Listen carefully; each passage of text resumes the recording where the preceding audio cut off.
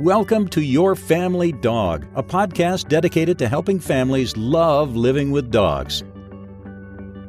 Hello, and welcome back to Your Family Dog. I'm Julie Fudge Smith, and I'm here with the ever effervescent Tina Spring. And I know that's the coffee. yes.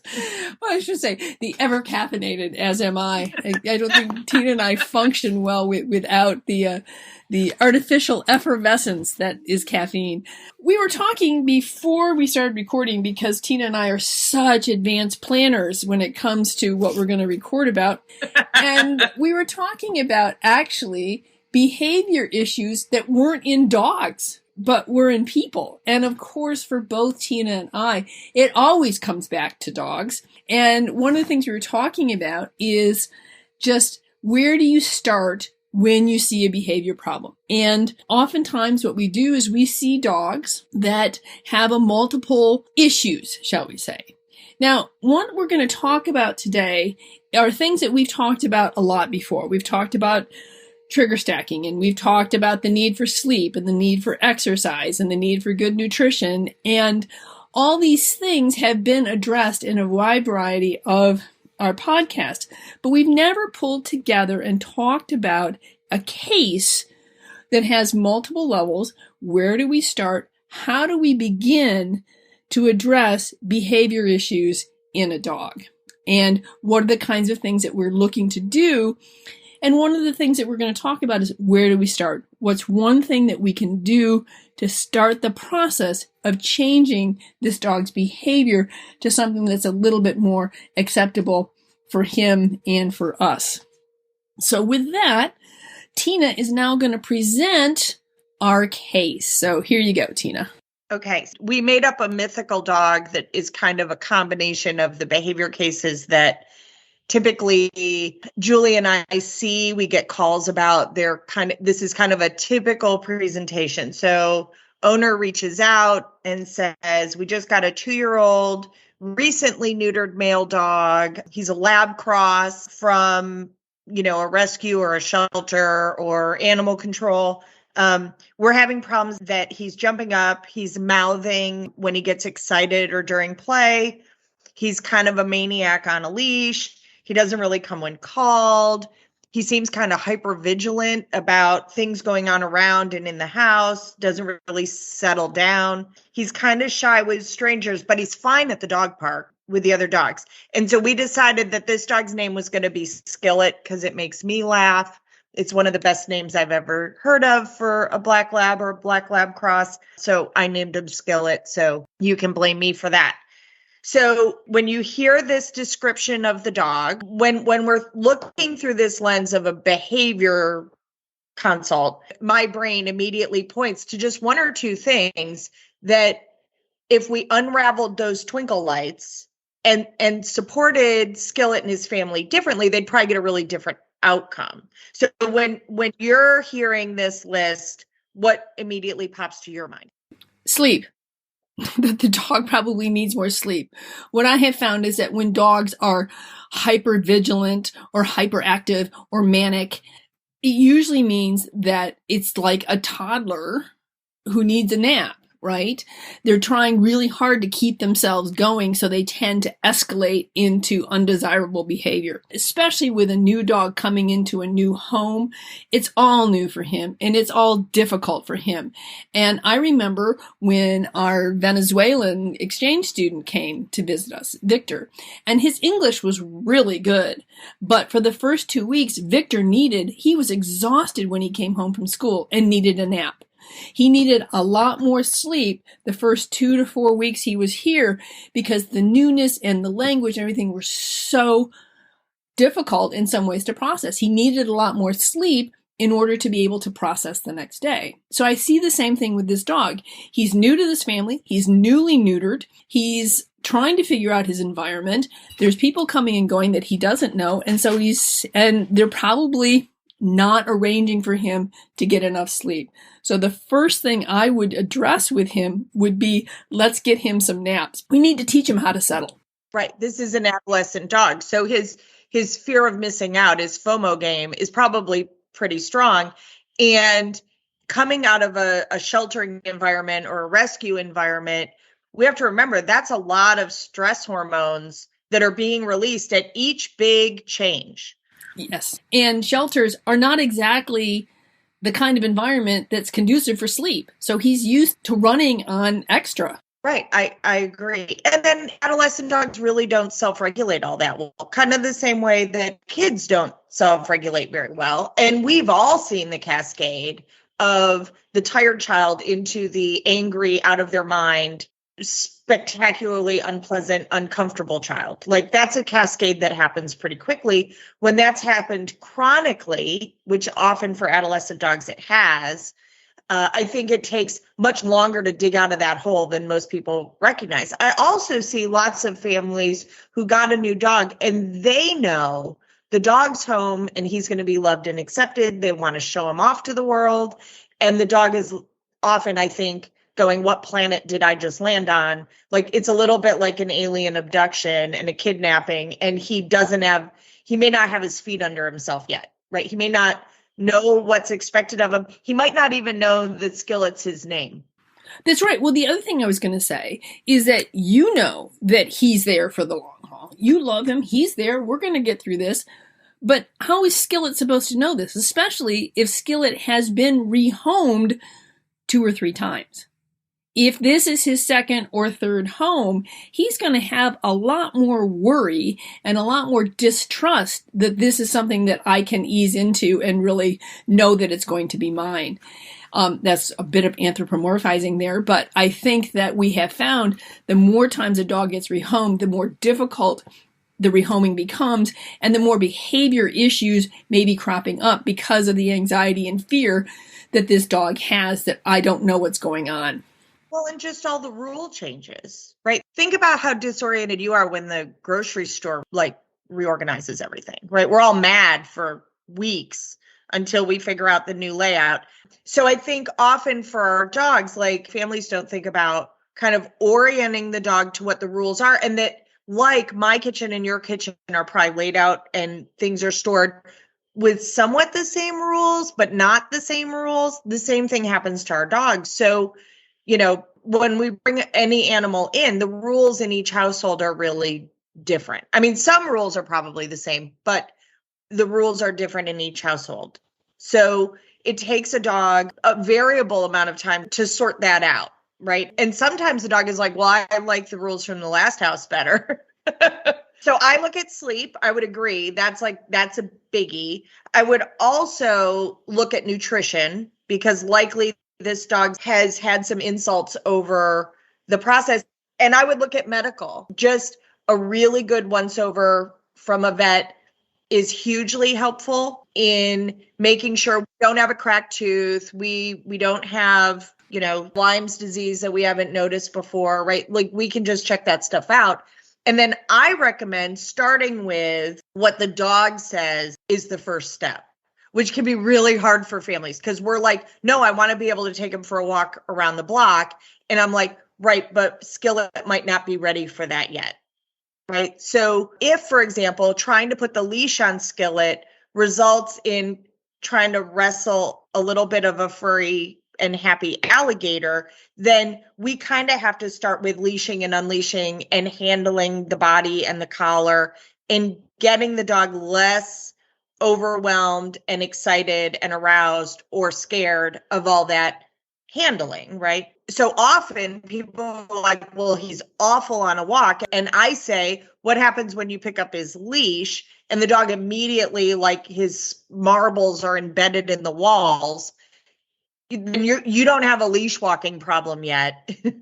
You have a dog who sequenced in some understanding that from somewhere that is different than what the family ideally wants the dog to understand. The good news is with classical conditioning, we can change those associations crazy quickly once we accept that the dog sets the starting point and the pace, not us. We are literally in a supportive role in the passenger seat. The dog is in the driver's seat. And for people our ages, that can be a bitter pill to swallow because Julie and I are both of an age where we were raised where you told dogs what to do, and good dogs did those things and bad dogs didn't do those things, and you punished them until they did, kind of like how we were with kids back in the day. And now we've learned better that there are much better, kinder options for that. But it does take a little bit of a twist of the kaleidoscope, because the human often wants just what the human wants. I want to be able to go for a walk. And I'm like, you can go for a walk. Just leave Skill at home. He's not ready yet. Right. I think you're right. My next thing was going to be nutrition. And then I was also going to say medical, because I think it's really important to understand, where's your ground zero? Where are you coming in ground zero? Because if you don't understand your dog's medical issues, you don't understand where his nutrition is at, you don't understand where his sleep issues are at, you got to establish ground zero, because that's where we have to start. And that's where your dog is going to start telling you, this is my ground zero, this is where we need to start. And I always tell people, when they get a new dog, and or they see a dramatic behavior change in their dog, first thing is get a vet's eyes on your dog. Because if there's an underlying organic cause to all this, then we need to see what's going on. And that includes things like, do a baseline blood panel, so you know exactly what his blood levels, what his pancreatic enzymes are like, what his kidneys like, just get a good baseline of your blood so that you have something to go back to should something happen. The other thing is make sure you get a stool sample and a urinalysis done, because he maybe have a hidden parasite of some kind in the stool, which can cause all kinds of problems. And if it's a urinalysis, if there's a UTI, that can be painful. So it's really important to get that ground zero on medical stuff. And it's not something that vets regularly check, right? Vets very rarely just run a random urinalysis. That's not a normal part of a vet exam. So when we get that new dog, right, whatever was done by the rescue or the shelter, they did vaccines, they probably did a heartworm test. They might have run a CBC, hopefully, before they neutered. But we want to dig a little bit deeper. Right. Well, the other thing I was going to say, too, is you were right about the ground. Where is the dog saying this is our starting point? So with that, one of the things I also recommend is you need to understand that the changes we're going to make, like getting him to sleep more and turning around his nutrition, these are all things that we can start, but are going to take a time to get to optimum point. So when I'm working with people and they have a dog who needs more sleep, first thing we do is let's figure out exactly how much sleep Skillet's getting. Well, he naps during the day. Well, does he nap at your feet and he's up every time you go to the bathroom? That's not exactly, a good nap for him. So let's get a register of exactly how much sleep he's getting. Let's establish a sleep place for him that's his happy place. And let's see if we can increase his sleep time by, let's start with an hour a day, see how he does. And then maybe we can get to 2 hours. So I think you have to realize a lot of this are incremental changes. Your dog is not necessarily going to go from sleeping overnight and a quick nap in the day to sleeping overnight and 8 hours of sleep during the day. You have to work him up to that as well. And the same thing with nutrition. We want to make sure that he's got good nutrition and that we're feeding him, wholesome food, but you're going to add things in a systematic fashion so that you don't totally disrupt his system. Or if it does disrupt his system, you know what it is that disrupted his system. So remember that these things do take a little bit of time. And Tina, I love the fact that you're saying that going on a walk is step 10. We have to get through step 1, which is, can we even get the leash on this dog?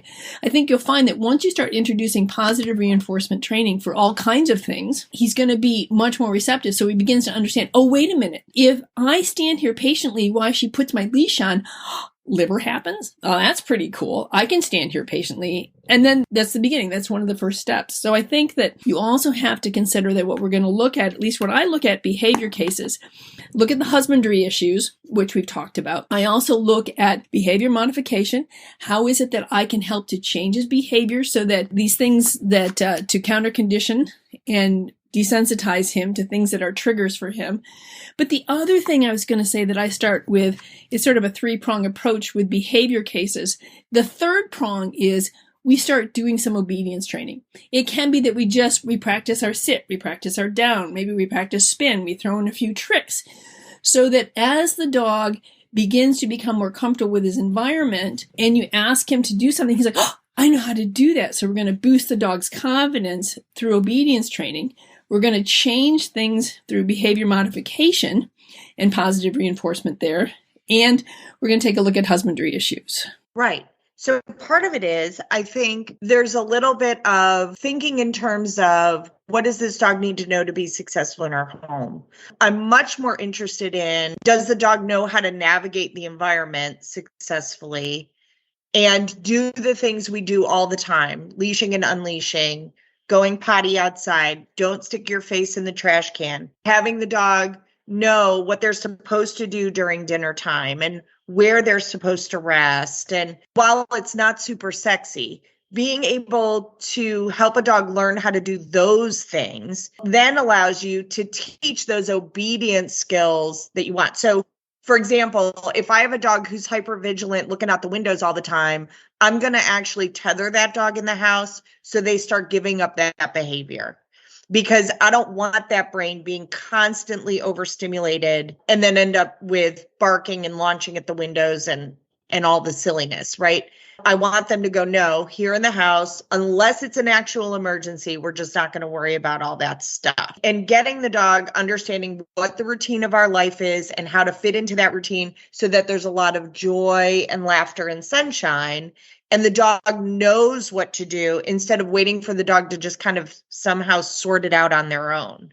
So it's funny, Gina, the trainer who handles our board and trains, is really funny because we've found that as we're teaching people like how to teach a settle mat exercise while you're making lunch, we've had to literally say to people, now it's going to look like we're making lunch. We're not making lunch. We're just going through the steps of making lunch, but we're not actually doing that. That's going to happen after we've done this little training session. The dog gets put away for a nap, and then we're going to make lunch, right? Because I have not seen it be terribly effective to train the dog while you're doing life. That's a separate thing, right? So I teach the dog, like, I want you on the settle mat. That's where I want you to lie down while I'm in the kitchen. What a good dog you are. Here you go. When the dog has that skill nailed down, then the dog will be out when I'm cooking. But in the meantime, like, I'm spending a bunch of time fake cooking, fake doing kitchen stuff, and reinforcing the dog. Because what I'm actually doing is training the dog. I'm not making lunch, right? It takes a little bit of skill to be able to then actually make a sandwich while the dog lays on their bed. Right. So in terms of skillet, what specifically would we do to start changing skillet around? So one of the things I suggested is sleep. So one of the things I would do is first of all, let's find out where is it that you want skillet to sleep. Okay, let's find a nice comfy spot and create a place, an environment that makes him happy and willing to settle and go to sleep. I had one client whose dog, she had up in her office, her puppy, and she had like a playpen up there. But she was getting phone calls and she was talking and she was going in and out to get coffee, and the dog would never settle down to take a nap. So she had a spare bedroom, and what we did was we set up a spot for him in the spare bedroom so that we could close the curtain so it was nice and dark. We put in a DAP diffuser in there. We set up an X pen for him with a bed and some toys and threw a dog's ear music. And so when she needed him to sleep, she'd put him in there with a nice stuffed Kong. He'd settle down and boom, he was out for a couple of hours. And then when he woke up, he was a lot more manageable than he was for just those 5 or 10 minute snippets of sleep that he got when he was in her office. So it's okay to set up an environment where your dog is away from you to sleep, but it has to be an environment in which he is happy. If your dog has separation anxiety, that's a whole nother thing. But Skillet is not one that we said had separation anxiety. So you need to start by setting up a place where Skillet's happy. And you don't just dump him in there for a few hours. You're going to put him in there a few minutes while he finishes Kong, let him out. You're going to slowly increase the amount of time that he spends in there, falls asleep, has a good nap.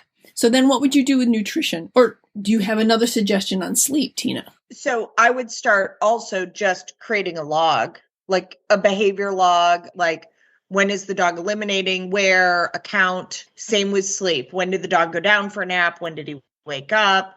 Right? I want to gather data And I also want to do a little bit of testing. What does the dog think the rules are? Right? Like, what does the dog know and what does the dog not know? So we had a really funny case in class the other day that a family was getting frustrated that their down cue, the dog was digging at their hand with their foot. And I said, well, have you taught him paw? And she said, yes. And I'm like, show me the cue for paw. And it is identical to the cue for down. And I said, okay, I'm like, okay, now show me your cue for down. It's exactly the same as the cue for paw, right?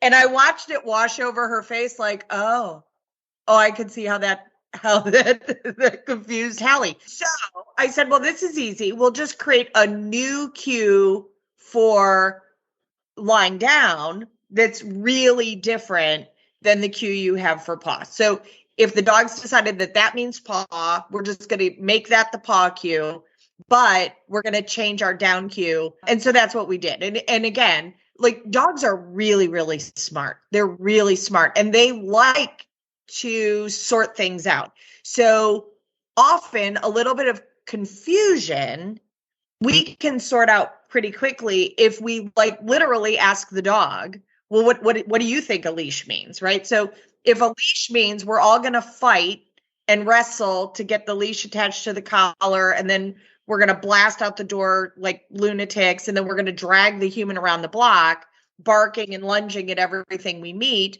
Well, not so much. That's not really what the human had in mind.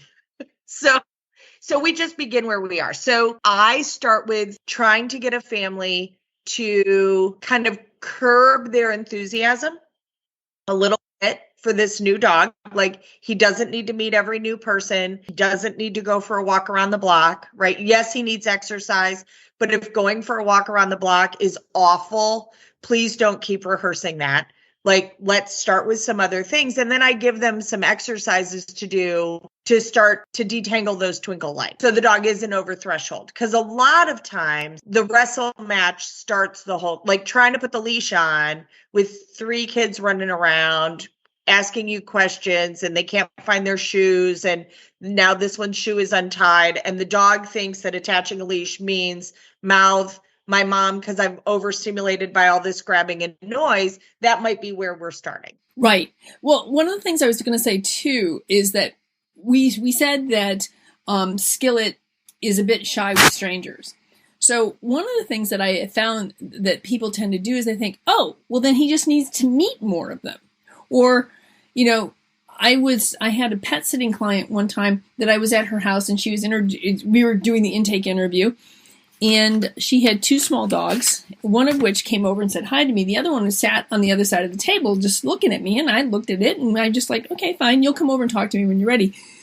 And she said, and this one is, and I don't remember the dog's name, so we'll just call him Buffalo Bill, which is an odd name for a Shih Tzu. But anyway, this is Bill. And she says, here. And she picks Bill up and she plunks him into my lap, right? Bill was terrified. I was like hands off, like, I'm so sorry, Bill. And he's just like, this is exactly what I don't need. And so I was really quiet and I just sort of sat back and let him jump off my lap. But when it came time to pet sit him, when I came in and let him out of his crate, he took one look at me and dove under the sofa. So I really learned a lesson there if I hadn't known it before. And that is, I mean, this is a rule that you cannot violate. Our dogs don't get a whole lot of say in life as to what happens to them. They don't get to choose where they live or what they eat or the toys they get or the kind of bed they have. But the one thing they really ought to be able to have a choice on is who they meet and for how long. And so what I would say, if your dog is shy with strangers, then let him choose. Let Skillet choose if he wants to meet that stranger or not. And if he doesn't, then you have my permission, just as somebody's approaching the dog, say, I'm sorry, you have to ask the dog. So put your hand down. If he comes over, great. If he doesn't, well, I'm sorry. Apparently, we're just not feeling social today. Maybe another time. But you have every right to protect your dog from being overwhelmed by strangers who want to meet him and he doesn't want to meet. You'll know if he wants to meet somebody because he will go up to them. If he doesn't go up to him, don't allow them to come up to him. Well, and honestly, I see a lot of fearful dogs who will close the distance because they're just trying to get it over with, right? They've been run into the situation so many times that they go in and then yell at the person because you're too close and it's scary. So I just tell people, if you think about your day, you walk through the grocery store, you walk through the halls of the school, you walk through the office, you don't touch many people during the day. Right. Or the average week. Like I touch the people that intimately in my life, my partner, my good friends, some of my staff, like that we're super close. But I don't think I've ever touched my neighbors, ever physically, right? That doesn't mean that I don't buy their kids bubble soap and sidewalk chalk. It doesn't mean that I don't take an Easter basket over or take them candy at Christmas, but we're not hugging. We don't really touch all that much. And honestly, our dogs probably are happier with less touching too. Now, there are the exceptions, right? Marco, once you're one of his people, he is like all the cuddles all the time. Like he's a little bit like a furry leech. Well, Zuzu's the same way. I tell people we don't walk through Granville. We go through a lean through Granville because every person she sees, she has to go up and lean into and say, hi. Yeah, I guess you're my new best friend. And she just leans her way through Granville. Clemmy's like, we're walking, tails wagging, I'm smelling. Yeah, hi, don't pet me. Right. It's often interesting to me what people's expectations are. Because I think the ask for a dog of, can you walk somewhere and ignore other dogs, like notice them, but don't lose your marbles about them, and notice people, but don't lose your marbles about them, either on the plus side of like hypersocial, like Zuzu, or on more the side of like a dog that's fearful or concerned, right? I want my dog to try to just get to a place of neutral in the environment. They can take it in, they can go for the walk, but they're not straining to say hello to anyone. They're also not trying to run away. Yeah. That's kind of the sweet spot from my perspective. Right. In general, it's like that. If we're walking through Granville and, people will say, oh, can I say hi? And then that's fine with me. But it's like, okay, girls, look at me. Come on. Oh, you looked at me. Great. Have a treat. We're going to move right through here. And when we see another dog, I see another dog coming that I see is kind of hypervigilant.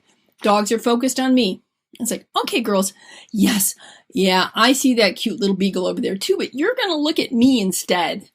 So I think you're absolutely right, having that neutral way of walking through the world. But that is a long, long way down the road from where Skillet is. Right. So we talk about like, okay, let's first get Skillet bonded to the family and let's get to know who Skillet is and what he knows and what he doesn't know, what he likes and what he isn't comfortable with. Then I begin how are we going to move through the environment neutrally as a stationary exercise. I am not telling the dog to sit her down. I am literally playing the park and pay game and then lots of look at that. Can you look at that over there? That's a Leslie McDivitt control and leashed exercise that gets a dog to check out things in the environment and then offer eventually checking back in with you. And it's a really great way to teach a dog how to regulate a little bit and to go, oh yeah, that's over there, but it doesn't matter to me. Right. So it's kind of like you and I are at the grocery store. A child is melting down in, the frosted sugar bomb section. You and I look at that and go, yep, not my circus.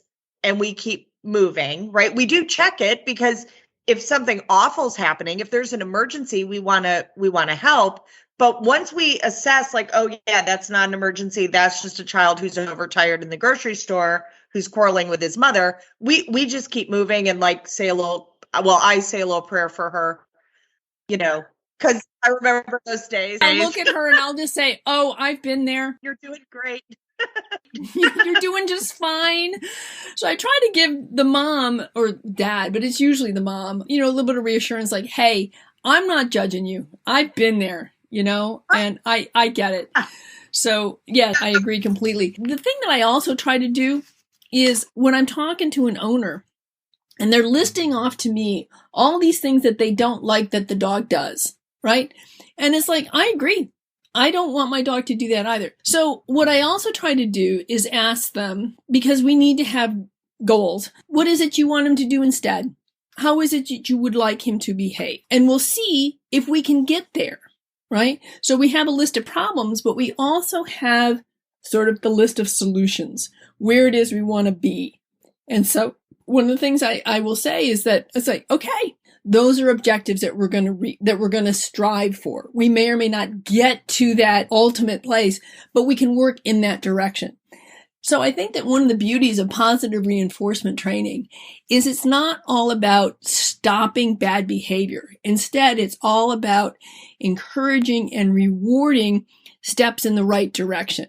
It's steps towards the behavior that we want to see or the dog that we want Skillet to become. And so that's, I think, is really important. Is you also have to, when I'm assessing things and saying, okay, these are the problems that I see. You're telling me this symptom. This is what I think the underlying problem is. This is what I think the step in the right solution to get us to where you want to be. I think it's really important to give them hope. So I'll give you a really good example. So we had 2 families who signed up for group classes last week. One with like an 18-month-old Jack Parsons that was relatively new to them. I think they've had him 6 months. The other one was like a 9-month-old Parsons Bull Terrier cross puppy, right? That one's owned by a college student. Both of them, when they signed up for the group class, when they listed their goals, it was like, well, I really want my dog to be less reactive on a leash. That was a big old red flag that we reached out to those customers and said, hey, we'd like to do a private lesson with you first, so that, one, we can assess whether or not a group class is the right way to start with this dog, but also to give you some tools between now and when that group class starts, that we stop the rehearsals that aren't working very well. You guys are great. I kind of wish I lived in Georgia. Thanks. I mean, you're welcome to come on down. So we used, again, we chatted a little bit about what we were observing with the dogs. Then we taught each of the families separately. Again, Leslie McDivitt control and leash exercises. We did look at that. And then we did Super Bowls. Those are really great exercises for dogs that are a little reactive on leash. We got a report the next morning from the woman with the Parsons that their morning walk had been revolutionized, that her little dog has gone from jumping and lunging and barking at other dogs to like just checking in with her and going, do you see there's a dog over there that could be a problem? I might need more space. Already had revolutionized their walks, right? The barking and the lunging and all that had gone away. So a huge change with just 2 quick little exercises that are super easy to do. So sometimes it's not even going to take a long time to make a change. It's just beginning where the dog says is the beginning. Because that can be a sticky piece of it. Like if Julie and I were having a disagreement and I thought Julie was mad because I rolled my eyes at her, but what Julie was really mad about was that I made some comment the last time we were on the call, then what I'm trying to fix and what Julie's trying to get sorted out are 2 separate things. And likely I was rolling my eyes about something that happened that may have even been germane to what I upset you about, 2 calls ago or whatever. So sorting out where do we begin, literally untangling the twinkle lights for our dog or for a family member or in a disagreement in any relationship, a miscommunication. Often that root thing is really, really amenable to change really quickly once you figure out what it is, right? Right. And that's why I was saying that sometimes it takes a long time to get to a particular goal, especially if you have, like, I want to be able to walk my dog through downtown Granville off leash. Well, that's a pretty significant goal from my dog is a maniac on the leash to I want to be able to walk. That's going to take some time. But you're right. Sometimes it's just finding out what that root problem is. Oh, that's what it is. Okay, let's try this. And sometimes there's some really, really great. And those are always the fun cases, is when you can make a really significant difference in a very short period of time. I've had some of those too, and it's always very rewarding. And it's kind of what sustains you for those cases where things don't seem to be going as well. It doesn't seem to matter what we do, but things are falling apart. One thing I wanted to say, though, is you mentioned red flags. And I wanted to say that one of the things about Skillet that other people might not see as a red flag, but I think you and I both do, is he's fine at the dog park.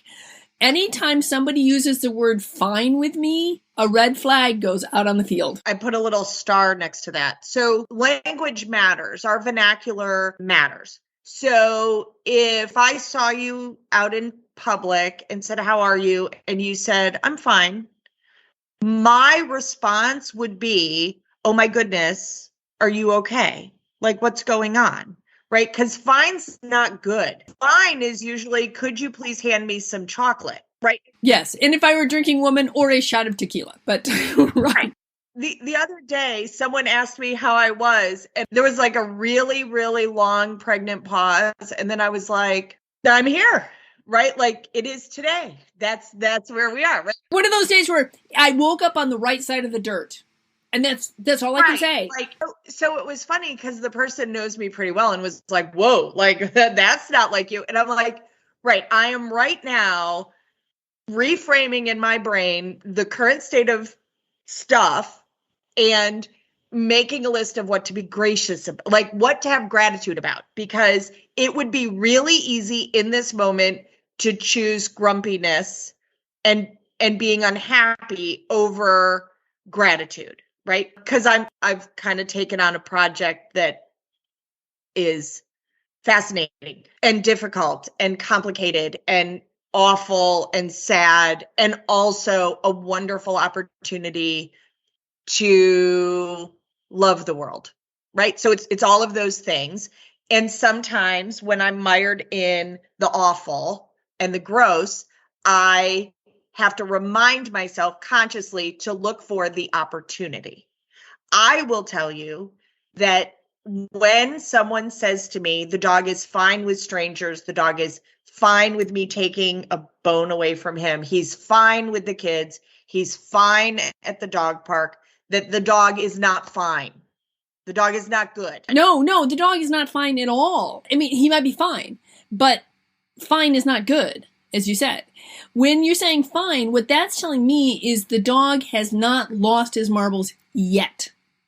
And that if we continue down this vein, if he gets too exposed, like if it's just a short exposure to strangers, we may stay fine.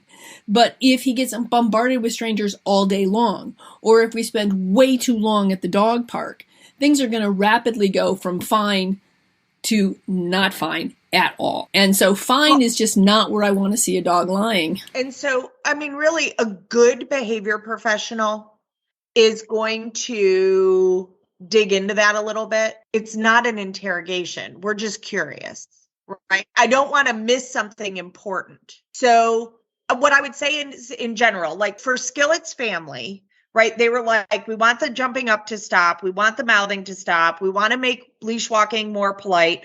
We want Skillet to come when called, even though he doesn't really know his name yet. I want him to stop being hypervigilant. I want him to like strangers. and I want him to enjoy the dog park. So sometimes I think I unintentionally frustrate a family because that is not training. That is a lot of behavior to me, right? Like, why is the jumping up happening? It generally will happen for one of three reasons. It will happen for a dog doing attention seeking, right? A dog being overstimulated and overwhelmed, and it is a defensive mechanism. Like, I'm going to jump up on you so you leave me alone. There is also comfort seeking. Yes. I was going to say, right? It depends. People are like, I'm like, well, how does he jump on you? What do you mean? I said, well, there's different ways of jumping up on you. If we come over and I just jump up very gently and put my paws on your lap and lean into you, that's comfort seeking. That's very different than the dog who uses me like a backboard and pounces off of me, jumps up and boom, pushes off again, which is really uncomfortable for me. And sometimes I think dogs do that as a preemptive strike. Like, I know you're going to come over and pat me on the head, and I don't like that. So, boom, I'm going to make you back off by pouncing off of you like you're a basketball backboard. Right. So, for example, we have a dog in class who takes treats really, really hard. It is not safe and it is not appropriate. And they've done all kind of the typical things people do to eliminate that behavior. When I started digging into it a little bit, it all starts with hands near the face. And she's really concerned if you try to touch her head or her collar. I was like, oh, well, that looked like that's interesting. So as soon as we started conditioning that reach, all of a sudden, the snappiness with the food went away, right? So that was an example of we've been focused on the wrong problem, right? She's not really a shark about taking treats. She's worried about that close-in handling as a young adolescent dog. Right. So if I snark at you, you won't come near my head. Well, and I did ask the question, like, is it possible at any time that when she was misbehaving, someone took her by the collar and marched her somewhere? And she's like, oh, yeah, that's totally happened in our house, right? And honestly, that happens in my house too. Like Dovey this morning was like, I'm not going to my crate. I'm like, you are, I love you. You're going in, right? I didn't handle him harshly, but I was insistent. Like, sorry, dude, like you're going to do what I asked you to do.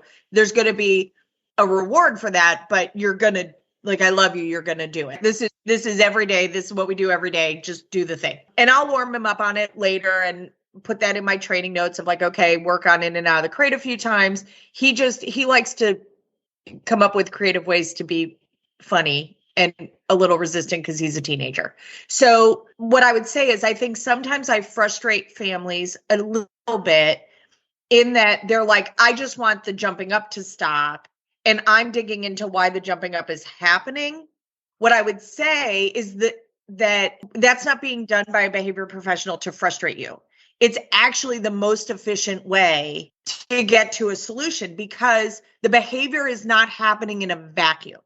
It is a response to something. It can be a lack of understanding. It can be being overwhelmed. It can be a negative history that you are completely unaware of. It can be inexperience.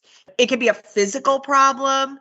It can be a vision problem. It could be all sorts of stuff. But pulling it apart and getting curious about it and solving the underlying causation often gets you to not jumping up much more quickly, even though we're not doing what everybody, necessarily thinks they should do to work on jumping up. So going to causation can be really, really helpful. Like I understand that Dovey's resistance to going in the crate today was about that he wants us to play with him and interact with him more. So by being a little bit resistant, he's like, ha, ha, ha, that means she's going to play a game with me for 5 minutes. I'm on to him on that. So I was like, okay, I'm going to play the game with him, but we're not going to do it now, or I'm creating a new and different situation that I don't want. Basically saying, okay, I resist, we play, then I go in the crate. I have this new behavior chain. Right. No, I get that. Right. Like my granddog, Rosie, who's a little Aussie, whenever she sees me, it's like she levitates. She just gets so excited to see grandma. She leaps into the air, leaps in the air because she's so excited to see me. And she jumps when other people too, but I mean, when she sees me, she just goes ballistic. So one of the things I've started to do is just, I don't talk to Rosie until we have all four on the floor. And I know for her, it's Rosie's only, 8 months old. So she's still pretty young.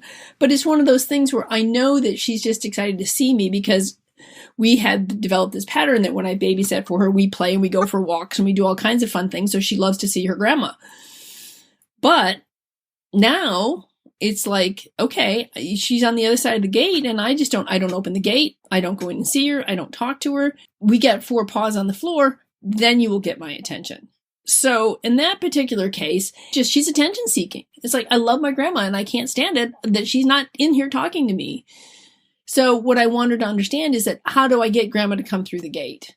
I get grandma to come through the gate by being a calm dog with 4 paws on the floor. And that will hopefully over time work for Rosie. But, for a dog that's doing it because I want you to back up, maybe you might do something similar, but it's more like instead of going over the dog's head, you put your hand down so the dog can sniff your hand and you scratch him under the chin. That may help to prevent that preemptive jumping on you. So it's how you approach the dog is going to make a big difference in the solution to that particular problem. Right. So this sweet little lab that I was talking about, who's really sharky with treats, I just free shaped a chin rest without treats. Like I use treats as reinforcement, but I did not lure it because again, she's It's a little bit like feeding a velociraptor. And so by teaching her the chin rest and then teaching her a marker cue that I'm going to deliver the treat right into her mouth, it was like it's not hyperbole, and I am prone to hyperbole, but in 5 minutes, we had a completely different response about taking food, about reaching for her head and her collar. Like all of a sudden, she had a way to say, yes, I'm ready and I consent, or she could back her head away and say, I'm not ready. And we honored that. And all of a sudden, the sharkiness went away. Sharkiness that they've been dealing with for 8 months. Right. And it hurts. I mean, it really hurts when a dog grabs your finger. They kept escalating. Understandably, they were kind of escalating their response to her. They weren't being ugly to her, but they were like, stop it. No, don't do, they were doing all the things of like, hey, you're hurting me. She escalated in response because you're not listening to me. Then I will probably have to escalate my response to you so that maybe then you'll understand what I don't like. And then you ask. So it's just a matter of miscommunication and escalation. And that doesn't help anybody. Right. So when I'm looking at this information of a description of Skillet, I'm like, okay, can you talk to me more about in what situations is Skillet jumping up? What happens just before the jumping up? Right? Because that tells me, is it kids are blasting through the door from school and Skillet's loose in the house, even though he's only lived there a couple of months and they don't really know him all that well and he doesn't come when called. Like now that's a hazard about the front door, right? It's also hazardous to the kids. Nobody likes having a lab cross tackling them at the door, even if it is enthusiastic tackling, right? So again, like I'm like, okay, well, when does the mouthing happen? Like under what circumstances? Like, does he just randomly walk over and put your forearm in his mouth? Or is it you're trying to put his leash on him and he's chewing on your hands? Is it you're trying to put his food bowl down and he's grabbing your arm, right? Is it he's chewing on a toy and he puts it in your hand and then he's mouthing your hand and your arm? Like, explain to me when that's happening, right? For leash walking, I would be like, where is the moment that he loses his marbles? Right, because that's where you need to start. and then I'm like, okay, does he walk on your left or your right?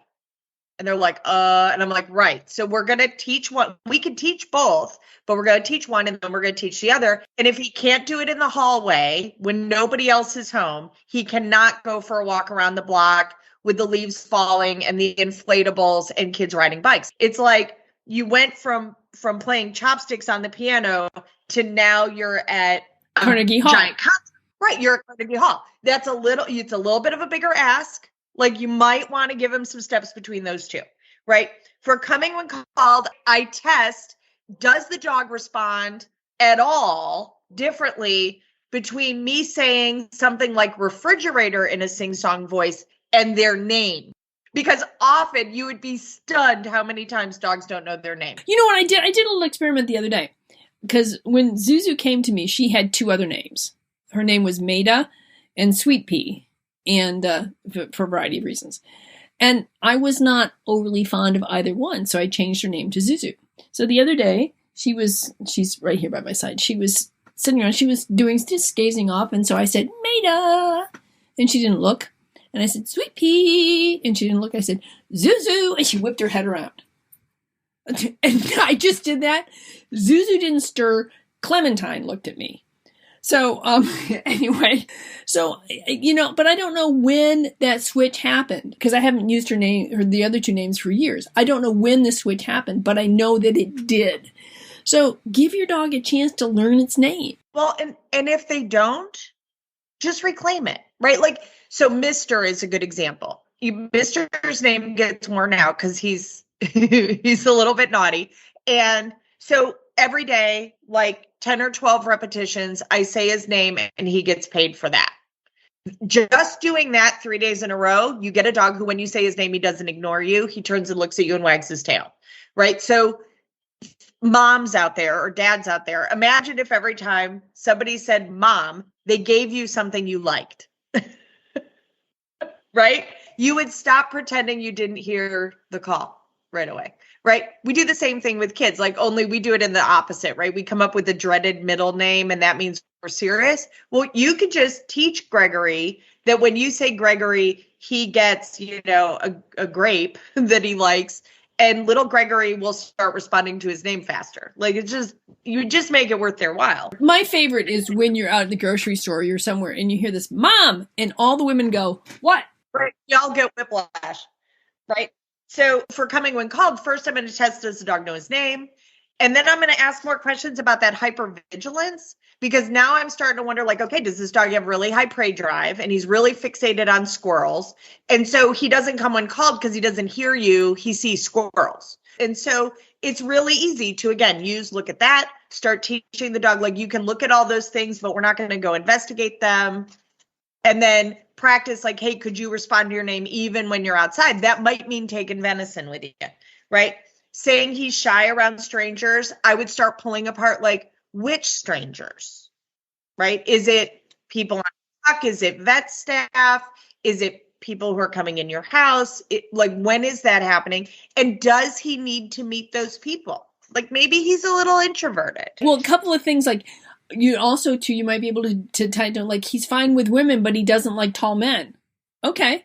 This is good to know. So that maybe when you're out walking and you see a tall man coming, lots of treats happen. Not because you're going to have him meet the man, but because passing a tall man should not be an anxiety-driven, experience for him. Well, and I had a sticky wicket recently where I had somebody who wants their dog to be bomb-proof, walking past dogs in their neighborhood behind a fence who she knows have killed other dogs, like pulled dogs through the fence and killed them. And I'm like, my personal ethics are, I do not teach a dog that something that is actually dangerous isn't. Like, I don't lie to them about it. So we have dogs who live next door who have pulled a dog through the fence before. I observed that happen. My dogs are taught to acknowledge those dogs, but not to approach them and not to interact with them. Right? We don't bark at those dogs. You pay attention to me. I'll help keep you safe. We're not going near the fence. I do think it's important to recognize that a dog may not be reactive on a walk if another dog who is seriously menacing wasn't menacing, right? They should be concerned. You and I would be concerned about some neighbor brandishing a knife in their front yard, threatening us. It would be inappropriate for me to go, no, Julie, that's just Bob. He just does that on Thursdays. Like, that's not okay. Which it may be Bob doing that on Thursdays. It's still not okay. It's still not okay. Like, Bob's got a little something going on. And I will say, with the shock collar fencing systems, I see more and more dogs menacing other dogs on a walk, understandably, right? They make bad things happen. And so the dogs start to build a negative response sometimes. So sometimes I say to people, like, walking, like, you can't walk that direction in your neighborhood. You have to walk the other way. Because asking your dog to walk past a dog who is quite literally threatening bodily harm and to just be cavalier and act like that's not a problem is not, in my opinion, I'm sure somebody will argue, but in my opinion, that's not safe or kind to your dog. Now, I have totally retrained those other dogs with permission of their owner to be like, hey, when I'm walking, don't menace. But that would be me approaching an owner, making sure those dogs aren't allergic to anything, making sure I have their consent and permission, which we did with our neighbor dogs. So now at least they don't try to drag Christopher through the fence when he's mowing the grass. So now they wag their tails and watch him. But again, like, there's a little bit of like, where do you begin? And I do think there are a lot of people who go and get a new dog and bring them home and just turn them loose and go, congratulations, these are your new digs. And then they start making a list of things the dog's doing wrong, but the dog never really got an orientation. And my experience is an orientation to your home takes 18 months. Okay. And that's good to know. Yeah, there is an internet thing that goes around that's like, 3 days, 3 weeks, 3 months. Yeah, that's not nearly long enough. Not really. In my experience, it really takes 18 months. I was thinking that people also think, too, I picked up this dog and he loves me, or I love him, so I'm going to do something really nice for him. And this happened to me, somebody, after picking it up at the pound, they took it right to the dog park and threw the dog in with all kinds of other dogs. And they had problems after that. And I said, well, just for future reference, the dog doesn't know it can trust you to keep it safe in the dog park. So maybe it would have been a better idea to take the dog home, do some bonding, and, the dog park can be somewhere down the line. So I think one of the things to remember is not only do you need to orient your dog to its new life and its new home, don't throw too many new things in during this process, because the dog still needs to understand that you are trustworthy and will take care of it. So be careful about how many new things you introduce at any given time, especially one that can be as unpredictable as a dog park. If your dog doesn't come when called every single time, no matter what, they're not ready for the dog park. They're not ready for the dog park because you can't save them if there's an emergency. Right. Right. If your dog can't walk nicely on a leash that has slack in it, and can't disengage from the environment and check in with you when you're like, hey, how is this for you? They're not really ready for a walk yet. It doesn't mean they're never going to be ready. It just means not yet. Not yet is not the same as so never. So for example, I'm teaching a young adult how to do dishes, right? And so when I went and saw him yesterday, he was like, hey, the food containers that you brought us soup in aren't really clean, but I washed them, right? So I was like, oh, okay, we have a miscommunication. He thinks rubbing the sponge over it with warm water and some soap is done. And my definition of washing dishes is getting them clean. And sometimes that takes more than one swing at it, right? I made stuff in the crock pot the other day that baked on, and I had to wash that crock 4 times before it finally really got clean. And so he and I had a little bit of a conversation about how he's doing dishes, and that I'll just do a tutorial for him when I come, right? And that the goal isn't that we run water and soap over the dishes. The goal is that the dishes are clean and ready to be used the next time, right? And that sometimes that means washing them more than once. You can try one thing, right? If that doesn't work, either we need to modify that, do it again, or we need to try something new, or we need to work up to it. I think that the analogy is very much like, just one and done is not necessarily going to work with your dog. And this one may not be the one that's going to do it. So I love that idea that sometimes you just have to repeat it, or you have to do it a little more intensely, or you have to reinforce it more, better. Maybe it's exactly what you need to do, but the reinforcement wasn't worth it for the dog. So you need to up the reinforcement or the reward in order to make it worthwhile for him to do what you want him to do.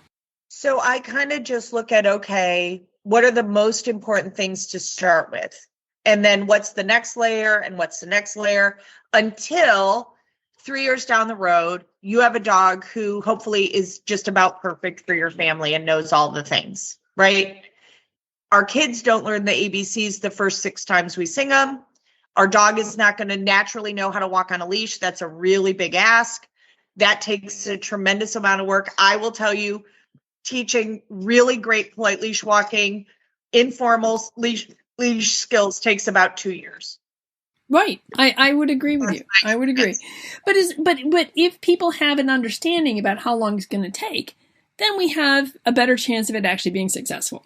So, all right. Well, Tina, I think that was a great little episode. I think we were able to cover in detail some of the things that we look at when we're doing a behavior modification program that is not just about behavior modification. It's about taking a holistic approach to your dog and helping you support your dog on 3 different levels. On building confidence in the dog through some training, by working to change behaviors with positive reinforcement in behavior modification, and looking at husbandry issues that may exacerbate the condition. So with those 3 things in mind, know that behavior modification is rarely something that you can achieve within 24 hours.